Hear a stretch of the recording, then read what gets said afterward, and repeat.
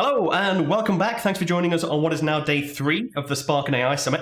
Now, day 2 yesterday had loads of awesome, interesting, super cool tech topics again. And we had another keynote, which was jam-packed full of announcements. So one of the coolest ones for me is the new Git experience. So being able to do things like Git Project, and we'll have a look at that in a moment. And then there's loads of interesting news about MLFlow, some new functionality, and all the genomics stuff. So because I'm not a data scientist, I have brought in our resident expert in data science to join me today. So if you like this video, don't forget to like and subscribe, but let's have a look at some of those announcements. Okay, hello Terry, thanks for joining us. Hello!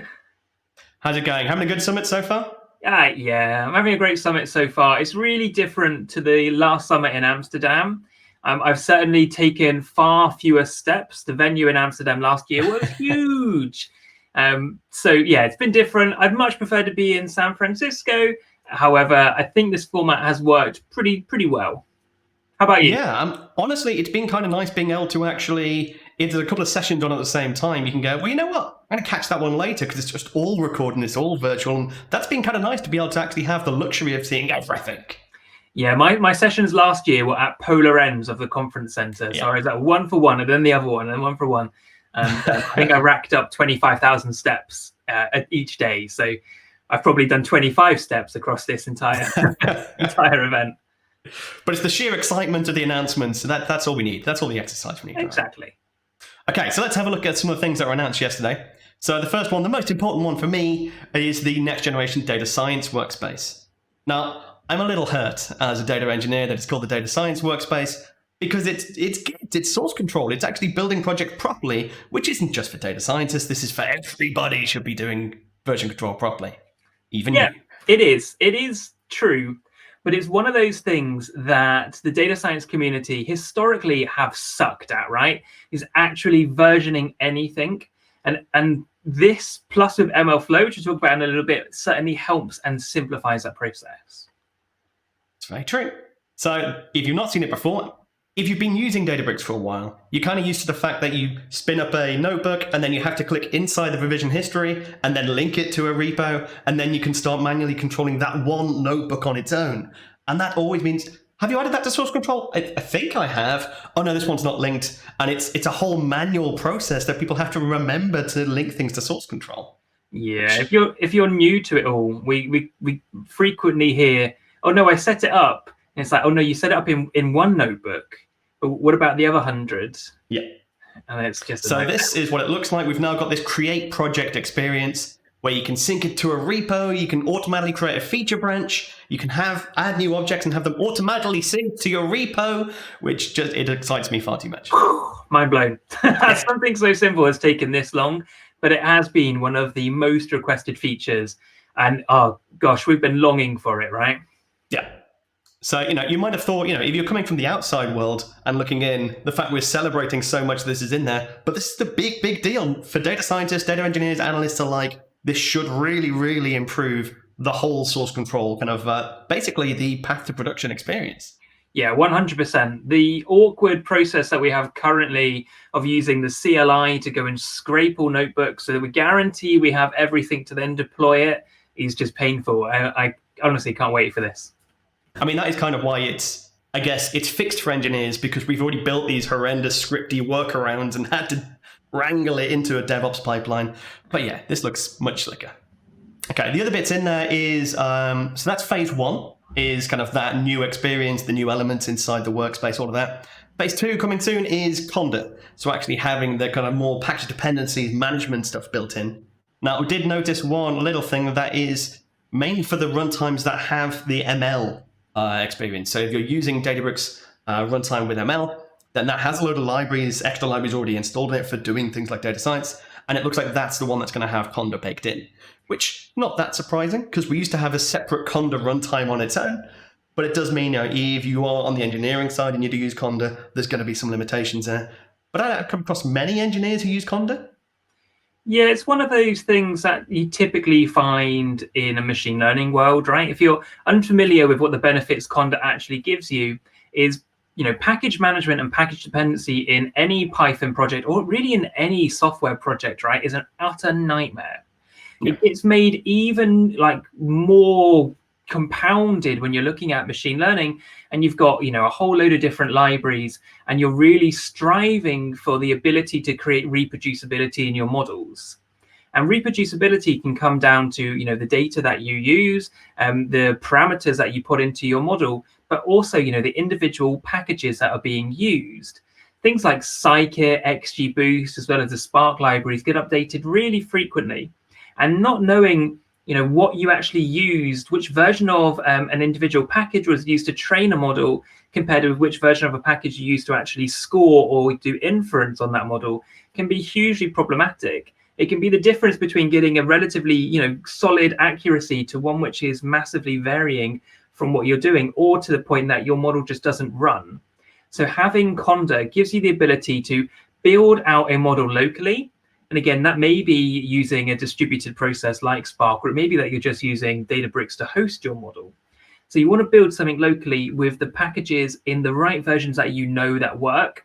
And then when you deploy that to something like Databricks, you need to make sure they're the same. And one way to do that is by exporting your Conda environment and then popping that into Databricks. And you guarantee, right, everything's the same. And I mean, touch wood, it's just going to work.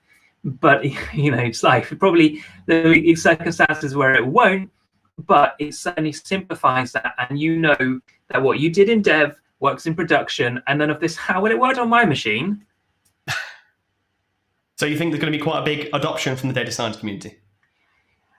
Yeah, maybe. I'm not sure there's a massive amount of the data science community that all actually use Conda. But for those who do use Conda and are familiar with those practices, it's certainly something that we'll continue talking about. And I would hope lots of people do pick it up and actually work with it.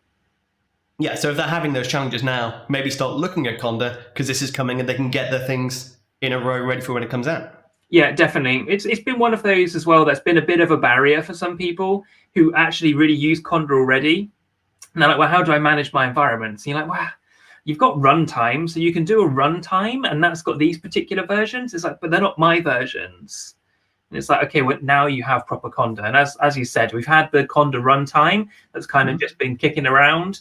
And so it's great to see that actually go in. Why it's just in ML, like you say, I'm not too sure, but I think it goes for everything, really. Nice. All right, and the final bit that we had on the new experience is support for Jupyter notebooks. So if you're used to Databricks and you're kind of going through the workspace and you have the notebooks and it's always been like Jupyter, but looks a little bit different and has some features and it's kind of like Jupyter with some nice paint on the top, it isn't true Jupyter. And that has had a bit of criticism in the past in that you can't just take your straight Jupyter and put it straight in there. And so this is kind of just giving you that compatibility for true, pure vanilla Jupyter, so you can run those, again, as part of those new data science projects that are fully repo controlled. So you should be able to take your existing Jupyter, pop them in a repo, open that repo in Databricks, and then use them as you would. A cool feature, but honestly, I've never gone, I can't do that. It works, it's fine, cool. Yeah. Alrighty. Okay, so on to the bits that are more your territory. So MLFlow, we had a few different announcements for MLFlow.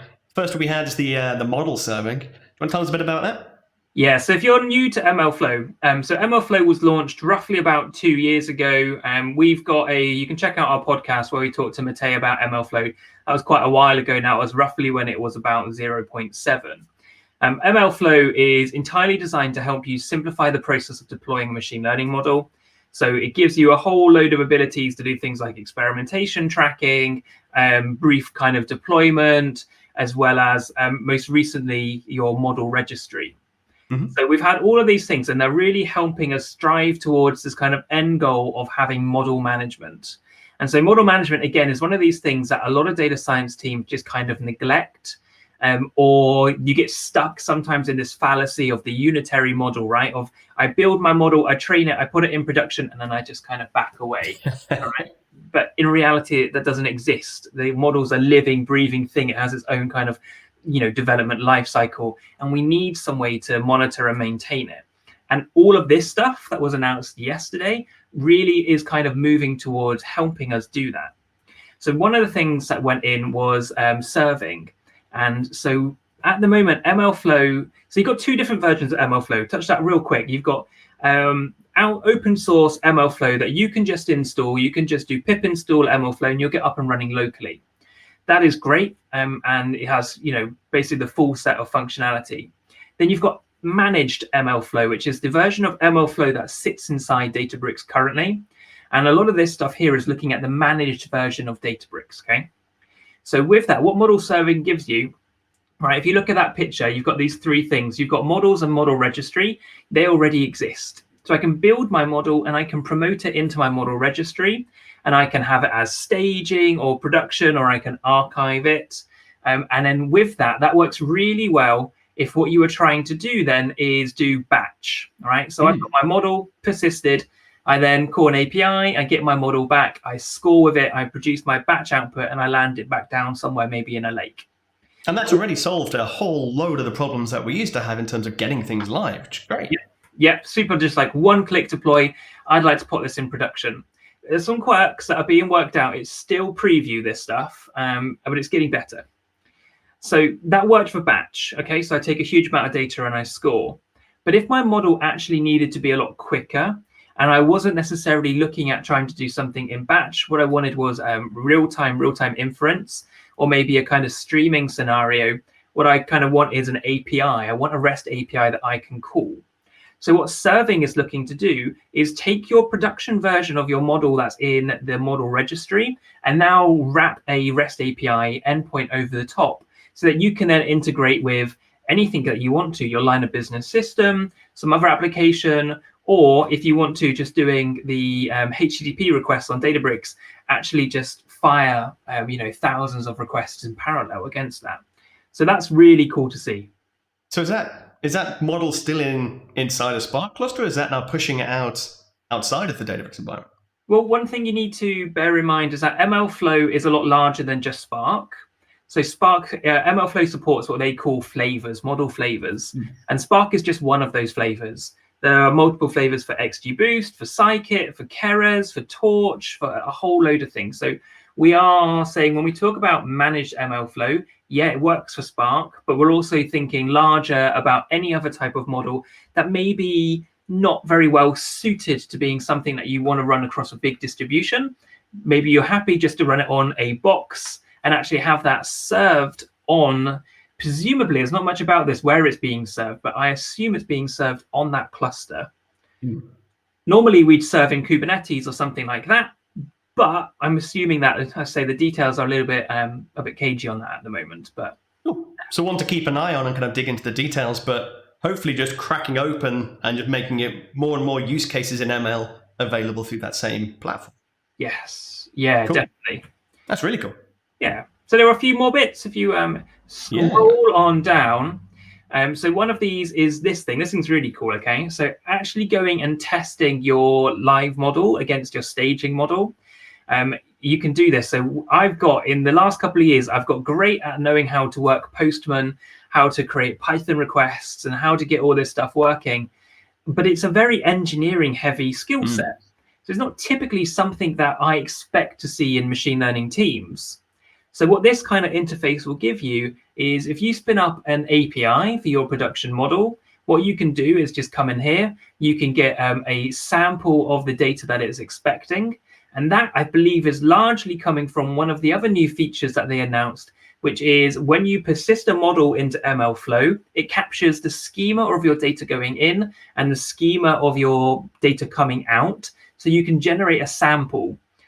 If someone gives you a pre-trained model and you don't know what the parameters are, you can find them, but it's just painful. Actually, having that schema associated with your model just is great, super helpful. That's really, really cool.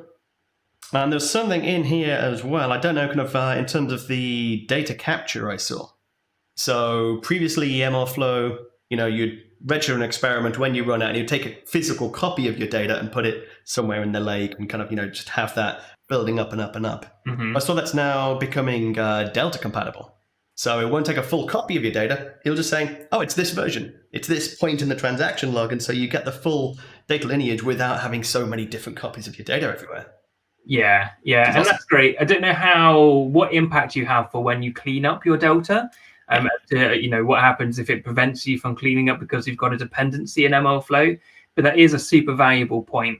Because if you're working with a large amount of data and you actually capture that data as part of your training, every time you do that, the amount that you're storing is getting huge. Now, storage is typically the cheapest part of the cloud, right? It's compute that's expensive.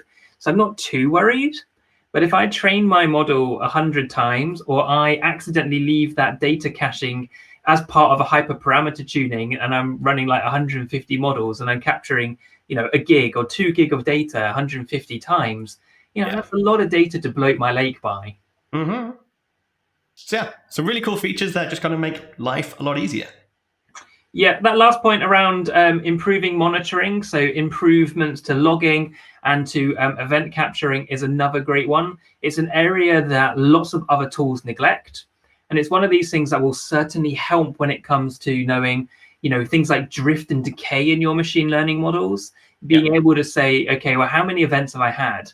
Like, oh, that REST API has been hit 100,000 times in the last minute. We might need to work out how we scale that better. Or we trained it with these 100,000 customers, and we've seen 50,000 brand new customers, and their behaviors are really different. It may mean that we need to retrain and our model has decayed. So monitoring is not a great deal really mentioned about it in that blog too much, but it's an area that we expect to improve massively, which would be great. Awesome. And that should be kind of slowly closing the gap between engineering and data science and making us play nicer together, which is good. Yeah, definitely. Yeah, it's great. There are many competing tools and competing open source projects. You look at things like Kubeflow, or you look at things like Azure Machine Learning Studio, and MLFlow consistently seems to be kind of pipping along with all of these great features. So it's really good to see. Awesome. Okay, so how about the other news? The news that MLFlow is being donated to the Linux Foundation. Yeah, so MLFlow is an open source project, but it's one of these projects. It's backed by Databricks, it's backed by a large corporation, and there's always a risk when you're using it, right? Is that how open source really is it? So Databricks have made a massive commitment by saying, right, it's now going to be part of the Linux Foundation. We're stepping away from the ownership of this. It's now owned by a truly open source foundation. So we are committing to it being open source and running that way, which again is another great thing to see. It alleviates some of the pressure of teams who will be saying, well, actually, no, I don't want to work with it because it's potentially got that closed loop gap. Yeah. That's great. And again, hopefully you've got the people who saw the same happen to Delta Lake last year, and now that's got a rich, vibrant, growing open source community around it. So it's kind of it's going a well-trodden path again. Yeah. But it's not to say that all of the features will all be open source. If you look at Delta has its own premium version inside Databricks. Inevitably, what will happen, there'll be a premium version of MLFlow inside Databricks as well. Probably, heavily around a lot of that kind of nice interface for serving. So I don't expect everything to go there, but I do appreciate the commitment to the open source, and that, regardless of if they decide to step away for some unknown reason, that it's still going to be picked up, hopefully, by the community. Touch wood. Cool. So any parts of this blog that you wanted to kind of pick out? Because the auto logging is another set of new features that are kind of hidden inside this. Yeah. So auto logging is a great one. So currently, if you want to do logging, so this relates back, if you recall, to the experimentation tracking part, okay? So you think when you go through the initial stages of machine learning, it's typically very experimental. I take my data, maybe what I do is I just try something, right? No one ever got fired for trying a decision tree. Okay, so you try something and you see the level of, the level of accuracy that you get back. And then maybe you think, okay, I'm going to tweak that. I'm going to choose a different thing. I'm going to go for a gradient boosted model. I'm going to try a whole load of stuff, and I'm really going to experiment. And now each time you do that, right, if you go 10 steps down the line and then you want to get back to what you originally did, unless you've been versioning after each small change, you typically lose that history. So experimentation tracking gives you that ability. Now, if you wanted to log out metrics, log out parameters, and log out anything else, you had to do that manually. MLflow.log, MLflow.da-da-da-da. So what they've done, in particular with Spark 3, is give you the ability to have auto logging across a whole load of things. We've had auto logging for Keras for a little bit, but there's now auto logging for Spark models, XGBoost. I think they're working on stuff for Scikit. So you'll be able to basically streamline the amount of boilerplate code, just start tracking my stuff and log all of my parameters. So if there's a small parameter that you've tweaked and you don't know about it, or you've forgotten about it and it's been lost, and that's been a real, a real key indicator, or a real key parameter that you tuned, you'll actually have that now without having to think about it, which is really good stuff. Awesome. Sounds really good. And again, that's where the Delta elements was, and I just jumped ahead earlier, but it's all good. Okay. Anything else in this announcement that's worth pulling out? No, it's just, there's tags. Tags are great. So we take, we always tag things when we try to containerize them so we understand what's happening.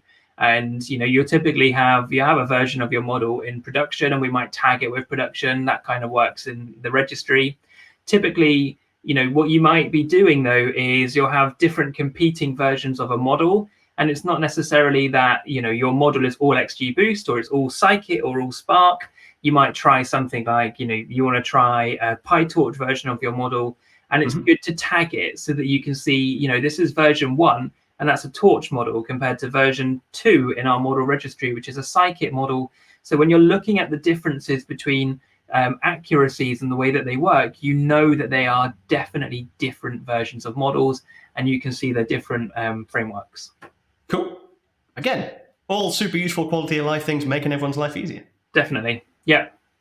Okay, well, the last one that we wanted to go, looks of slightly more left field announcement, is all of the GlowGR Genomics announcements. So what does that mean to us? Okay, so I am not a genetic researcher, but what I do is I do love health and life sciences, okay?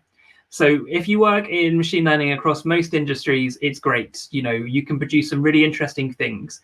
If you do machine learning against health and life sciences, you literally have the ability to benefit people's lives, the conditions of their lives and their well-being in a really positive way. So Databricks are continuing their investment in trying to support companies who are, embracing genetic research. So I can't remember if this was part of the last summit or it came just after, but they announced Glow, which is basically an open framework for doing large-scale genetic research. So if you think, these are projects such as, Genetics England, who are trying to do the whole genetic program. I can't remember what the actual program was called, where people can donate their genetic makeup, and then that can be used in conjunction with your particular health conditions and anything else to kind of see, how well does a particular drug work in your body, and what is it about your genetic makeup that really makes it successful. So this whole project has been going along, and what they've done is they've expanded that now to be GlowGR, which is looking at doing genome regression. So that gives you basically in a parallel way, running on Spark, the ability to do large-scale genomic research using whole genome regression, which is something which is computationally very hard, but at scale becomes much simpler. And I have a look at the blog. There's some really interesting things in there. It's deep, but not too deep. And yeah, there's a lot of stuff in there that we would love to try out. As I say, any investment in health and life sciences is just further benefiting and improving, ideally, the quality of everybody's lives. So it's really great to see, and it's a really great use case to be involved with. It's all open source as well, so you can go and start and help and commit. So it's fair to say it's slightly niche and it's not going to benefit everyone who's doing AI out in the world. But for those people it's in their area, it is massive advancements, yeah? Yeah, and it may not be affecting your job, but hopefully these improvements will affect your life. So well, there we go. What more can we want? Exactly. So, in the times that we're in with COVID, actually really understanding people's genetic makeup is so important. And so hopefully stuff like this will really help make advancements in that whole genome project and, really help all of that kind of genetic research, which is great to see. Awesome. Sounds cool. All right. So I'll let you get back to the summit. Are there any sessions that you're super excited for this afternoon? Yeah, there's loads. So there's the keynotes today with Adam Pesky. Adam is the creator of PyTorch. And so all of the stuff, PyTorch is amazing. It's going to be a great keynote. Much later in the afternoon, there is running Spark on Kubernetes. And so that's just another great way. If you want to deploy a model, that's a Spark model, stick it in a container, stick it on Kubernetes, scale it out as much as you like, and off you go. So those two in particular. Awesome. Sounds cool. Well, Anyone thanks for you've joining got me. looking Thanks for forward to, helping me Mike? summarize everything from the data science point of view. Yeah. Alrighty, so hopefully that was a super useful roundup, and hopefully you're getting something out of the Spark Summit as much as we are. I'll put some videos up to like for you. And yeah, don't forget to like and subscribe, and we'll catch you next time. So, cheers.